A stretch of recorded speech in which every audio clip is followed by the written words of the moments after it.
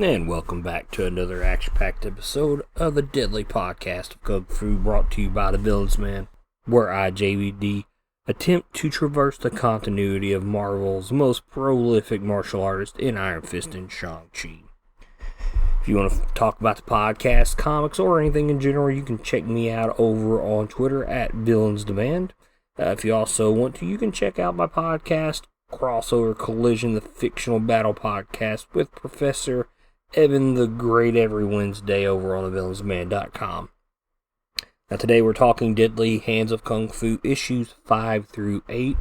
As Shang-Chi, still left in LA after the dam incident, moves from Los Angeles to San Francisco while he takes a trip through the state of California.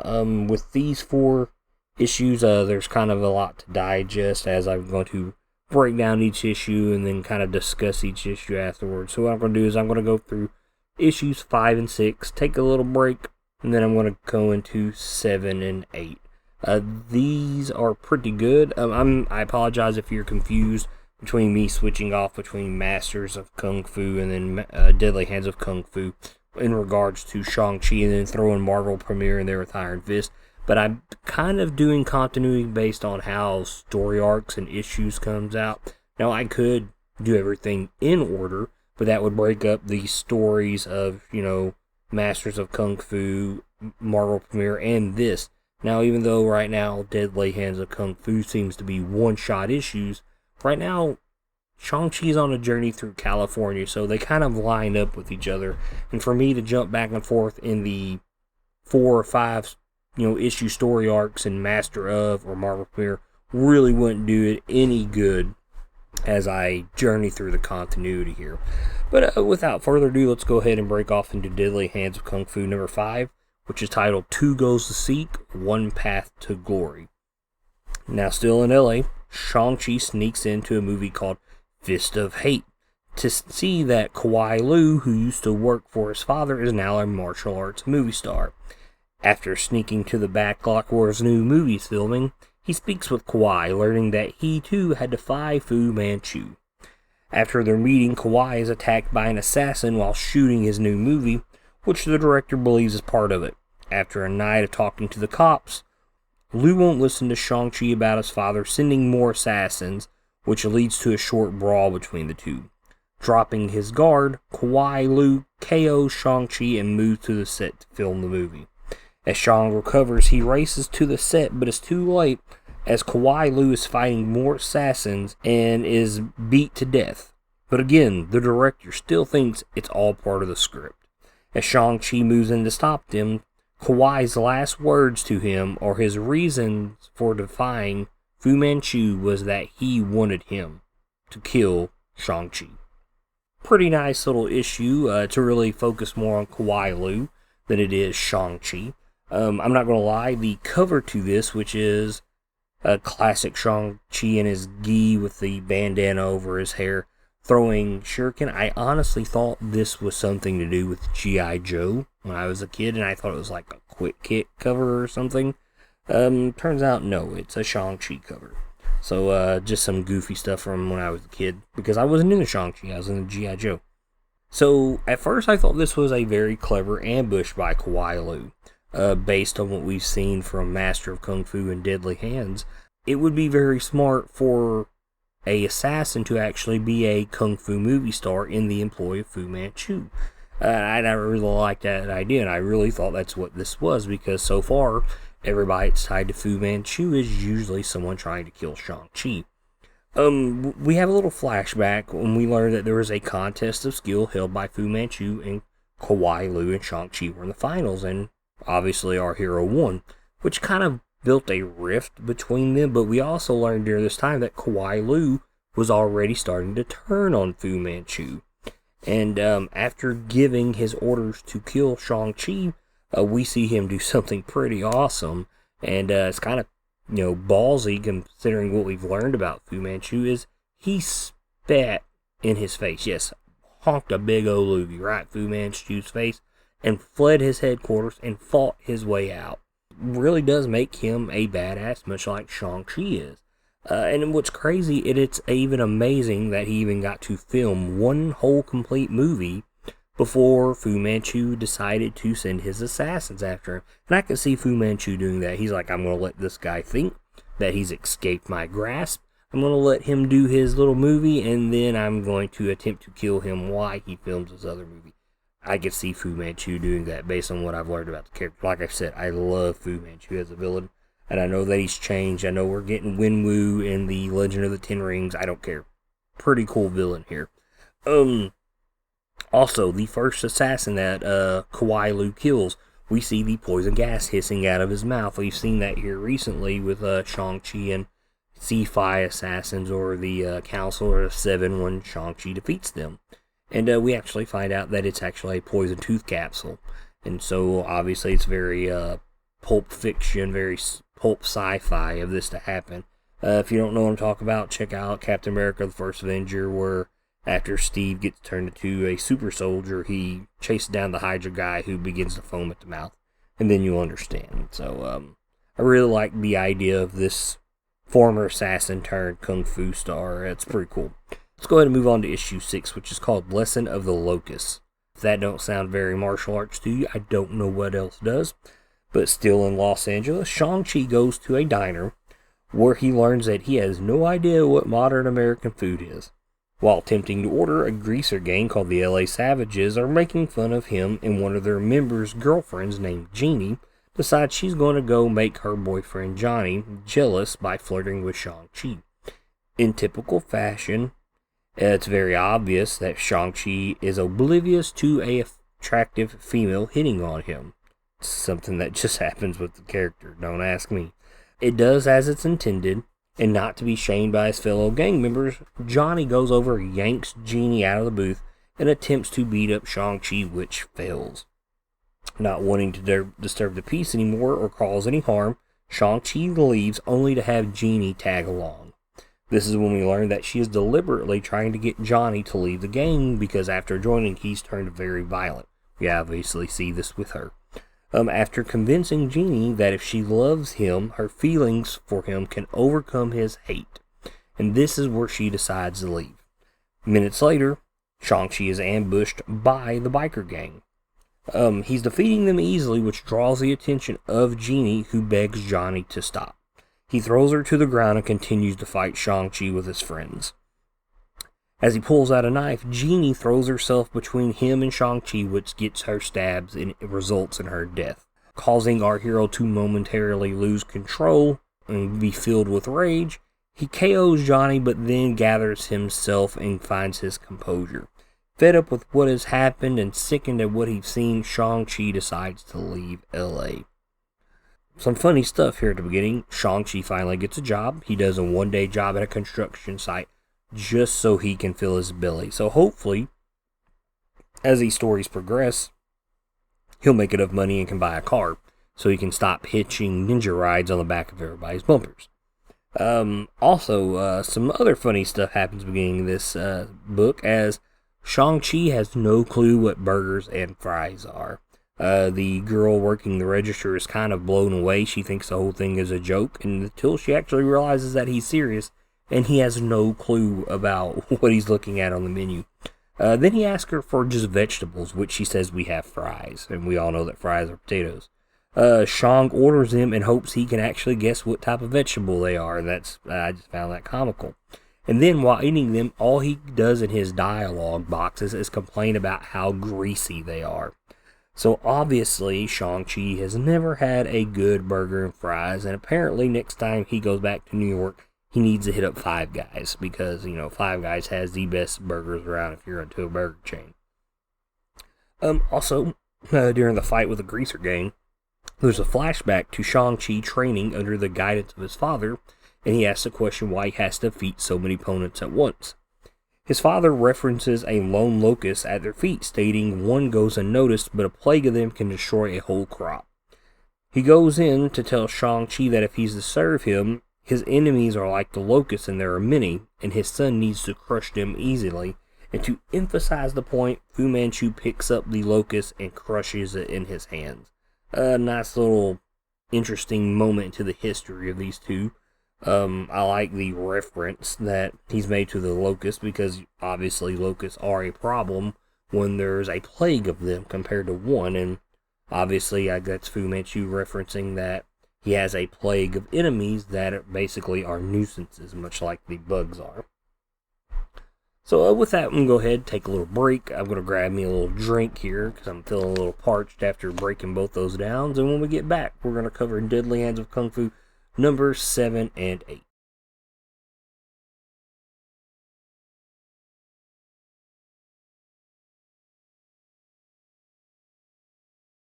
And welcome back to the Deadly Hands of Kung Fu, brought to you by the Villains Man with myself, JVD.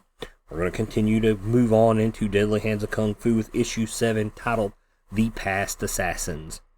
Arriving in San Francisco, Shang-Chi is being hunted by a sniper who does not realize that he is also being hunted by apparently one of the former failed experiments of Fu Manchu that we met back in Deadly Hands of Kung Fu number 2. After the failed experiment person, I'm not really sure what to call these slaves. I don't want to say slaves, even though that's what they were. After killing the assassin, Shang-Chi arrives, only to find out that this man had survived the explosion, and he blames his hero for the destruction and the death of his people. Despite Shang-Chi explaining his innocence, he's forced to take the man out. Now traveling the streets later that night, he finds a Chinese restaurant is being threatened by thugs for extortion. After a quick scuffle and causing the men to flee, the owner complains that if Shang-Chi leaves, it solves nothing, and that their boss, called Mr. Boss, it's very creative, will send them back and keep coming. This is when Shang-Chi realizes he needs to stop this crime lord. But as he leaves, he's targeted by the same thugs who catch him in a drive-by, which he easily dispatches. Pretty cool scene. This causes Mr. Boss to go into a frenzy, because it's his birthday, and he's about to have his birthday party, and he starts hiring all the top assassins in one night to take out Shang-Chi, who fails. Meanwhile, as this unfolds, we see that Fu Manchu is watching from a monitor, and he decides he's going to make Shang-Chi's night worse, and we see him start to experiment what looks to be on a female body.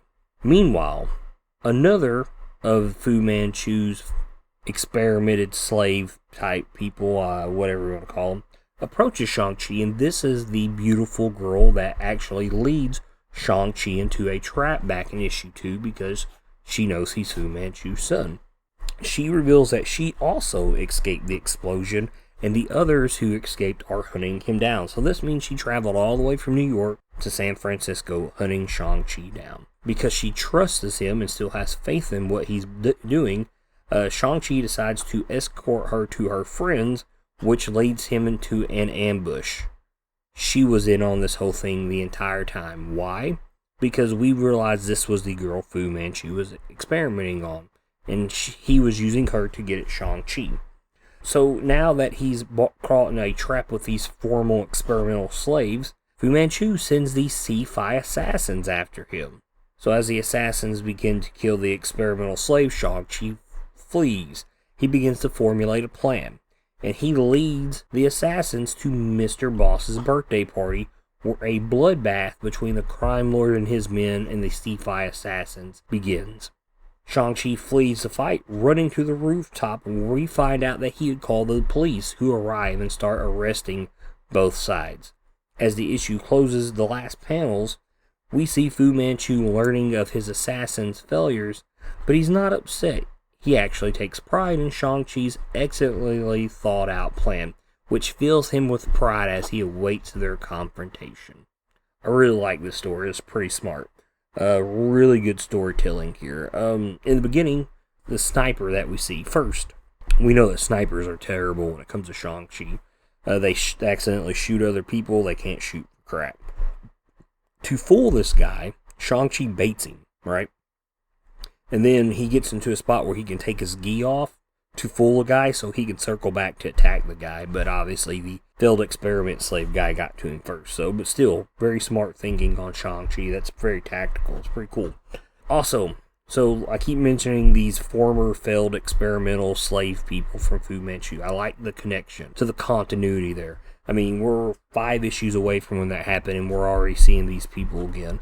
What sucks is we do not know any of their names. It's terrible. That seems to be an ongoing theme with Master of Kung Fu, Deadly Hands of Kung Fu, and Marvel Premiere with Iron Fist. Is we're not getting names for people. And, I mean, obviously these people came back. It's very important that they have names. And it kind of makes doing this podcast hard because you can't really follow somebody's story if I'm not giving you their names. But anyways, this girl with the eye patch, what's interesting yet horrifying is when she survived the explosion, she was hunted down by Fu Manchu, and I'm going to assume it's for her beauty because she was actually an attractive girl. And he is forcing her to work in his harem. Yeah, so basically he's making her a sex slave.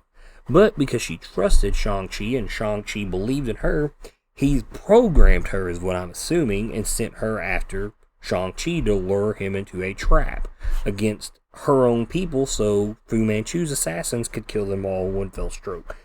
So we don't learn what Fu Manchu actually does to her, but you can only assume that basically maybe he put a brain or like a mind implant in there to program her, basically make her a mindless slave.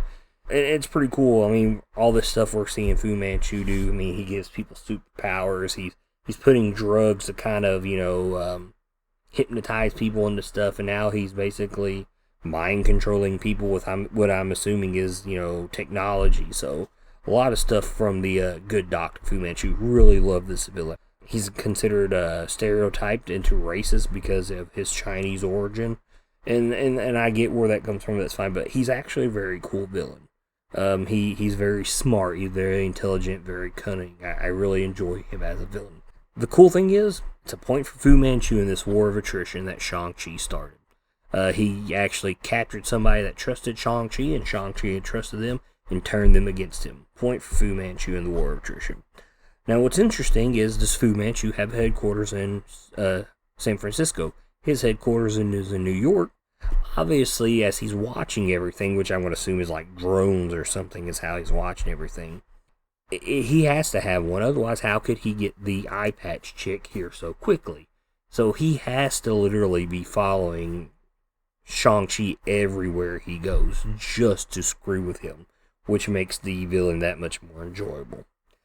To wrap this issue up, Shang-Chi's brilliant plan to pit the C-Fi assassins against Mr. Boss's men was pretty brilliant, and it gains the respect of Fu Manchu.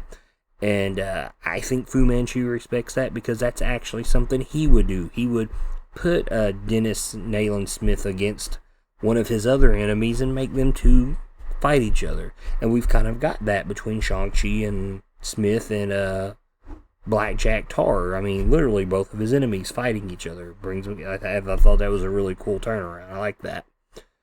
Let's go ahead and move on to issue 8. This is the best story out of this block here. It's called A Hatred for All Seasons, and it really fits the story. The issue starts off as a tale of two stories that converge in the middle. First, we see Shang-Chi in San Francisco walking the streets during the day. We see him help out an old lady, and then we see him turn the other cheeks when some thugs try to goad him into a fight with their racial slurs and everything. On the split side, we also follow a very large and angry man walking the streets not too far from Shang-Chi. We get to see him kick a wagon that these two kids were playing with, and then he comes across two high-class women who basically see him as scum and tell him to head back to the slums where he belongs. This apparently sets him off. He punches the woman out who said this to him, and then he slaughters her friend with a knife. Eventually, Shang-Chi comes to the crime scene, where we learn that this killer is called the Midnight Slasher. And this is his second killing spree in 2 weeks. His first killing spree killed 8 people. And it looks like he's about to topple that number here within like another week. So it's pretty crazy. This dude's doing a lot of killing. What the cops are baffled by is this murder happened in broad daylight, and this guy has killed all his victims at night. And this sets Shang-Chi up to bait himself once night falls.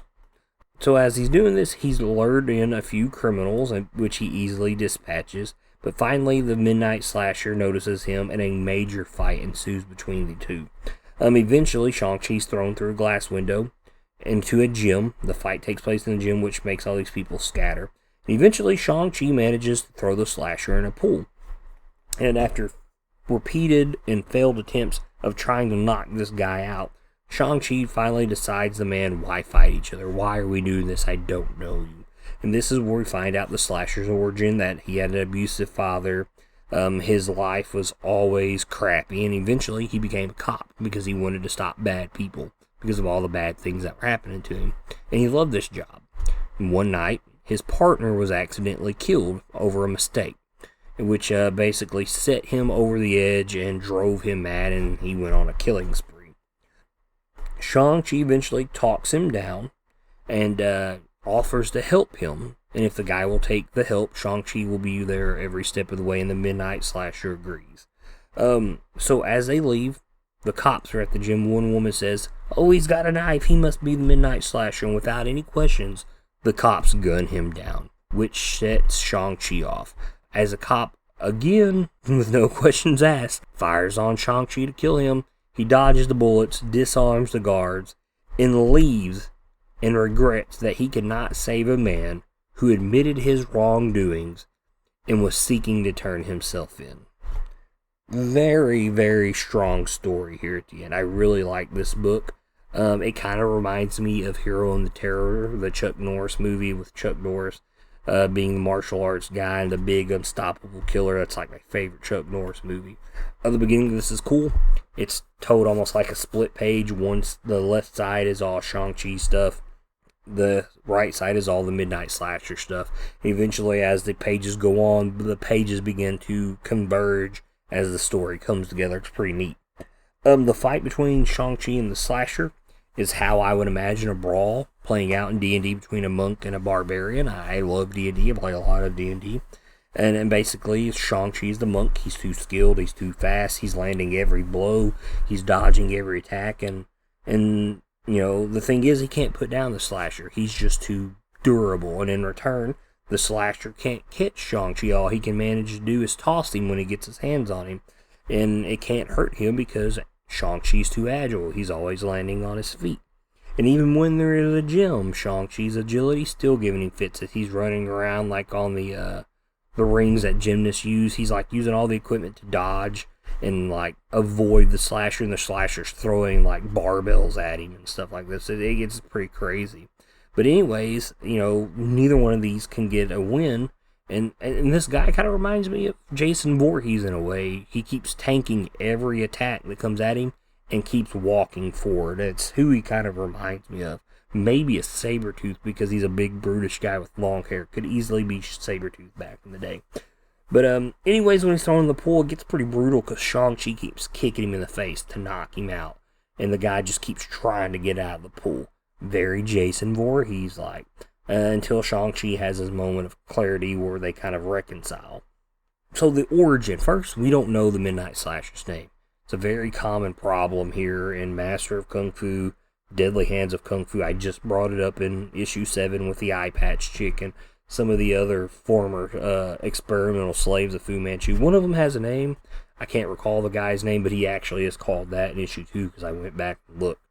So not naming some of these people kind of bugs me because as I'm trying to explain things to you, I have to say Midnight Slasher and I can't give you a name like Joe or Bob, you know, and it kind of makes it hard to explain a lot of things.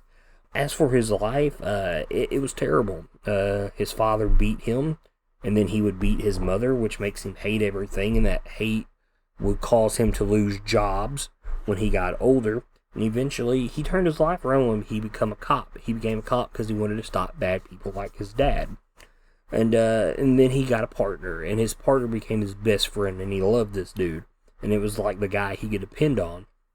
Well, one day, they're off duty at a bar having drinks, and one guy's causing trouble. And being cops, they decide, hey, we need to stop this guy, let's make an arrest. Well, during the fight, the Slasher, who we don't know his name, gets shot, and his partner, Jimmy, whose name we oddly get, is like wrestling with a guy. Well, anyways, the cops show up, they mistake Jimmy for the guy causing trouble, and they shoot him dead. Which, you know, upsets this guy, and it throws him over the ledge, he's got no one to talk to, and for some odd reason, throws him in a murderous spree. So, there's a story here you can learn that, if you have friends in your life that you can tell are having problems or they're in some type of trouble and they don't know how to reach out to you, reach out to them first. Be that friend, Don't let them sit and, stew in all the issues that they're going on. Reach out to them. Be that lifeline, Keep people from going crazy. I mean, that's what friends are for, right? Take that and leave. I'm the type of guy that does that. Just ask all my friends. They'll tell you. And I'll kick you when you're down, because if you need to be kicked when you're down just to see the better truth that you need to see, I'll do that. I am that type of guy. Ask my friends. Ask Evan the Great. He'll tell you I'm that guy.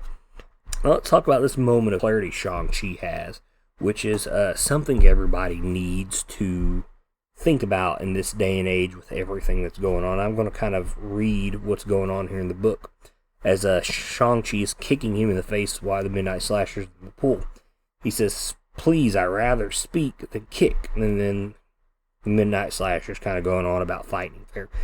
Shang-Chi tells him, "What will you show me that we have not already shown each other? My hands have battered your body, your hands have done the same to me. I have kicked you, you have kicked me, we have beaten one another, and we have traded pain. We have done nothing but attempt to end one another's lives. And yet, our shadows have never touched before. Our hands have never before clashed in greeting. We do not know each other, and yet we hate each other. Why?"